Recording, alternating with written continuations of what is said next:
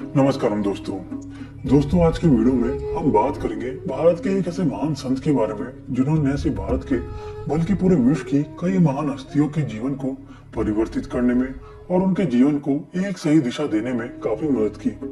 वैसे तो इस लिस्ट में कई नाम हैं, लेकिन जो सबसे चर्चित नाम है वो है Facebook founder Mark Zuckerberg, Apple founder Steve Jobs और Oscar winning actress Julia Roberts.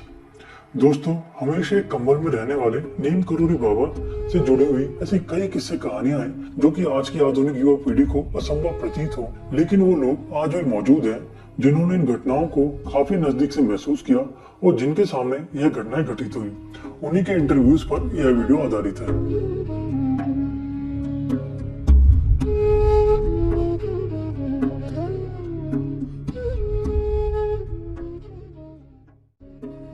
सन 2015 भारत के प्रधानमंत्री श्री नरेंद्र मोदी अमेरिका के टूर पर जाते हैं।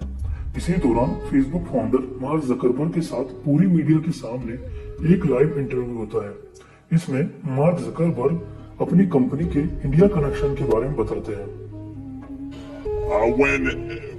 Before things were really going well and we had hit a tough patch and a lot of people wanted to buy Facebook and thought we should sell the company, I went and I saw one of my mentors, Steve Jobs, and he told me that in order to reconnect with what I believed as the mission of the company, I should visit this temple that he had gone to in India early on in his evolution of thinking about what he wanted Apple and his vision of the future to be. Mark Zuckerberg कहते हैं कि भारत देश हमारी company के इतिहास में एक बहुत ही महत्वपूर्ण स्थान रखता है। मेरी एक कहानी है जिसके बारे में बहुत ही कम लोग जानते हैं। कंपनी की शुरुआत में एक समय ऐसा था जब कुछ भी ठीक ठाक नहीं चल रहा था। मैं पूरी तरह से परेशान हो चुका था। कई लोग थे जो फेसबुक को खरीदना चाहते थे और हमें भी लगने लगा था कि अब हमें फेसबुक को बेच देना चाहिए। इन खराब परिस्थितियों में मैंने मेरे मार्गदर्शक एप्पल कंपनी के फाउंडर स्टीव जॉब्स से मिलना उचित समझा। मैंने उन्हें अपनी परेशानी बताई तो उन्होंने कहा, अगर तुम दुनिया से जुड़ना चाहते हो जो तुम्हारी कंपनी का मकसद भी है तो तुम्हें भारत के एक मंदिर जरूर जाना चाहिए। स्टीव जॉब्स से प्रेरणा मिलने के बाद मार्क जकरबर्ग अमेरिका से भारत उस मंदिर में आते हैं जिसके बारे में स्टीव जॉब्स ने उनसे चर्चा की थी। यह मंदिर था नीम करोली बाबा का आश्रम कैंची धाम। मार्क जकरबर्ग यहाँ पर एक दिन रुकने की योजना बनाकर आए थे, लेकिन वो यहाँ 2 दिन तक रुके। जकरबर्ग बाबा की समाधि के सामने बैठे रहते, इंग्लिश में लिखी हुई हनुमान चालीसा का जप करते और दिन भर ध्यान में मगन रहते।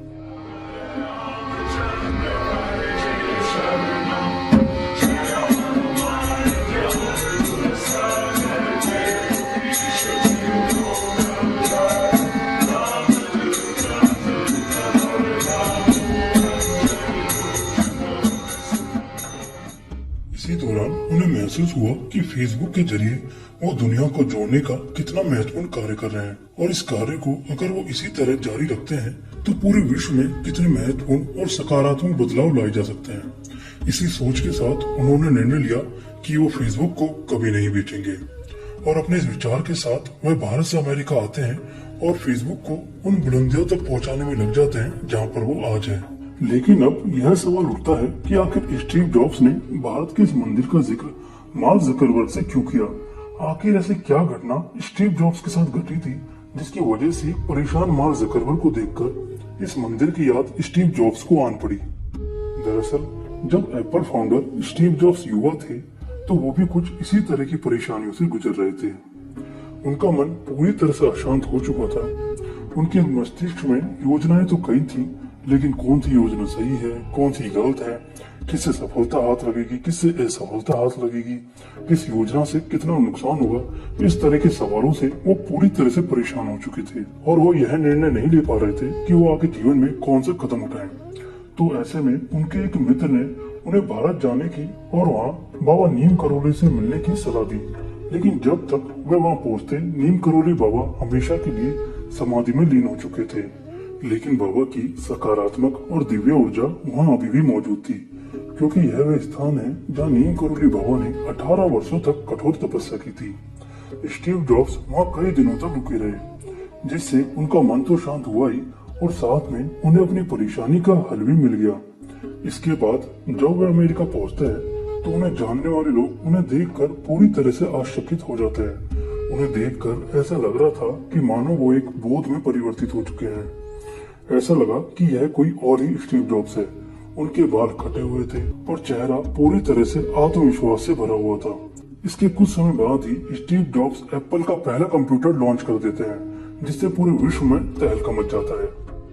सफलता मिलने के बाद भी स्टीव जॉब्स कैंची धाम को नहीं भूले।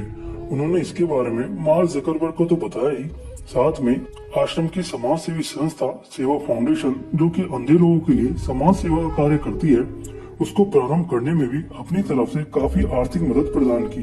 दोस्तों, नीम करोली बाबा के बारे में इतना सब कुछ जानने के बाद अब आपके मन में यह सवाल उठ रहा होगा कि आखिर कौन है नीम करोली बाबा, जिनके सामने ताकतवर देशों के उस शिखर पे बैठे हुए लोग भी सर झुकाते हैं।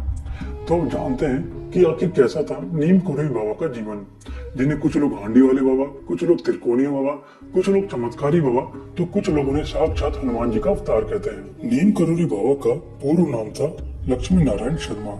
जैसा कि नाम से प्रतीत होता है, इनका जन्म एक ब्राह्मण परिवार में हुआ था। स्थान था उत्तर प्रदेश का फर्रुखाबाद। इनकी माता का नाम था श्रीमती कौशल्या देवी तथा पिता का नाम था श्री दुर्गा प्रसाद। इनके माता पिता बहुत ही सहज, सरल और आस्थावान ब्राह्मण थे। उनकी माता का देहांत बाल काल में ही हो गया था। उस समय बाबा की उम्र थी मात्र 8 वर्ष। इसके बाद 11 वर्ष की आयु में एक कन्या के साथ उनका विवाह करवा दिया गया। धीरे धीरे लक्ष्मी नारायण शर्मा को यह समझ आने लगा कि उनके जीवन के मकसद की प्राप्ति यहाँ से पूर्ण नहीं हो सकती और मात्र 13 वर्ष की आयु में बाबा अपना घर त्याग कर देते हैं। इसके बाद 10 वर्षों तक वह जगह जगह घूमते रहे। इसी दौरान वो गुजरात पहुंचे, जहाँ एक गवनिया मौलवी नाम के गांव में स्थित एक तालाब के पास बैठकर उन्होंने अपनी साधना जारी रखी। यहाँ लोग उन्हें तलैया वाले बाबा कहकर पुकारने लगे। बाबा घंटों तक तालाब के पास बैठकर हनुमान जी का ध्यान करते और भक्तों को आशीर्वाद देते। इसके बाद बाबा उत्तर प्रदेश के एक गांव नीम करोली पहुंचे। यहाँ पर भी बाबा के चमत्कारों की चर्चा और भक्तों की संख्या काफी तेजी से बढ़ने लगी और गांव वालों ने कैसे न कैसे करके बाबा को यहाँ रुकने के लिए मना लिया। यहाँ पर बाबा की तप करने के लिए गांव वालों ने एक गुफा का निर्माण भी कर दिया। बाबा इस गुफा में हनुमान जी की कठिन तपस्या करते, जिससे बहुत ही कम वह बाहर आते और बिना उनकी इजाजत के कोई भी अंदर न जाता। बाबा बहुत ही कम बोलते, परंतु जब भी बोलते वो सत्य हो जाता। बाबा ने इसी गांव में हनुमान जी की एक प्राण प्रतिष्ठित स्वरूप की स्थापना की। स्थापना के समय बाबा ने अपने बालों का त्याग कर दिया, लंगोट की जगह धोती धारण कर ली। इसके बाद बाबा ने लोगों को अध्यात्म का ज्ञान देना और लोगों की भलाई के लिए कार्य करना प्रारंभ कर दिया और यहीं से लक्ष्मण दास बाबा नीम करोली बाबा नाम से प्रसिद्ध हुए। यहाँ पर नीम करोली बाबा ने 18 वर्षों तक तप किया और इसी के साथ कई चमत्कार भी किए। बाबा हमेशा दुनिया की चकाचौंध से दूर एक कमरे में बैठे रहते और भक्तों को आशीर्वाद देते।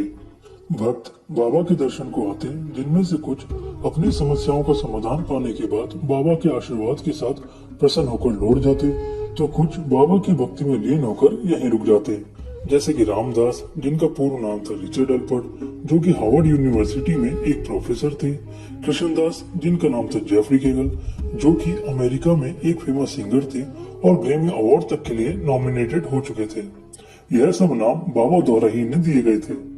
बाबा अपने किसी भी भक्त के साथ भेदभाव नहीं करते, चाहे वो हिंदू हो या मुस्लिम, चाहे सिख हो या ईसाई, चाहे भारतीय हो या गैर भारतीय। बाबा की दृष्टि में सभी समान थे और सभी के साथ बाबा की कोई न कोई चमत्कारी और रोचक कहानी जुड़ी हुई है, जिनके बारे में बात हम हमारी आगे आने वाली वीडियोस में जरूर करेंगे। 18 वर्ष नीम करोली में तपस्या करने के बाद बाबा घूमते हुए वृंदावन आ गए। इसी दौरान देश भर में बाबा ने 108 हनुमान जी के मंदिरों का निर्माण करवाया। सन 1973 में राम नाम का जप करते हुए बाबा वृंदावन की पावन भूमि में महासमाधि में लीन हो गए और छोड़ गए राम नाम का वो नाम जो आज भी उनके मंदिरों में गूंजता है। बाबा की दिव्य ऊर्जा आज भी उनकी तपोभूमि पर भक्तों को महसूस होती है, जो आज भी लोगों के जीवन को दिशा देने का कार्य कर रही है, चाहे वो जीवन किसी आम व्यक्ति का हो, चाहे किसी बड़ी कंपनी के मालिक का। दोस्तों, आशा करते हैं कि आपको ये वीडियो पसंद आई होगी। अगर आप चाहते हैं कि हम आगे और भी वीडियोस नीम करोली बाबा के ऊपर बनाएं, क्योंकि ऐसी और भी रोचक और सच्ची घटनाएं जो कि नीम करोली बाबा से जुड़ी हुई है, अगर आप ऐसी और भी वीडियो देखना चाहते हैं तो आप हमें कमेंट करके जरूर बताएं। अगर आपको हमारा कार्य अच्छा लगा तो नीचे दिए गए ज्वाइन बटन पर क्लिक करके आप हमारे कार्य को सपोर्ट कर सकते हैं। ऐसी और भी वीडियो देखने के लिए चैनल को सब्सक्राइब करना ना भूलें और इस वीडियो को ज्यादा से ज्यादा लोगों में शेयर करें, जिससे भारत के इस महान संत की कहानी ज्यादा से ज्यादा लोगों तक पहुंच पाए। धन्यवाद। स्वस्थ रहें, खुश रहें।